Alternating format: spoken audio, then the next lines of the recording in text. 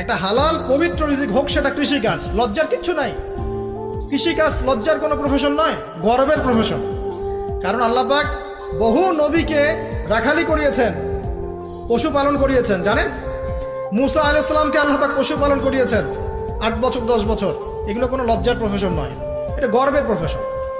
আপনি হালাল রিজিক, অর্থনীতি হোক, আপনার কৃষিভিত্তিক হোক, বা ব্যবসা করেন হালাল কোনো, বা গভর্নমেন্ট জব, বড় বড় গভর্নমেন্ট জবের জন্য ট্রাই করেন, সেটাও ভালো। যদি না পান, বেসরকারি জব পান, আলহামদুলিল্লাহ। খেয়াল রাখবেন, জব করতে গিয়ে, ব্যবসা করতে গিয়ে এবং রিজিকের সন্ধান করতে গিয়ে আপনার নামাজ যেন ছুটে না যায়, আপনার রিজিকে হারাম যেন ঢুকে না যায়, আপনাকে যেন সুদ খেতে না হয়, আপনাকে যেন ফ্রি মিক্সিংয়ে যেতে না হয়। এগুলো খেয়াল রাখেন।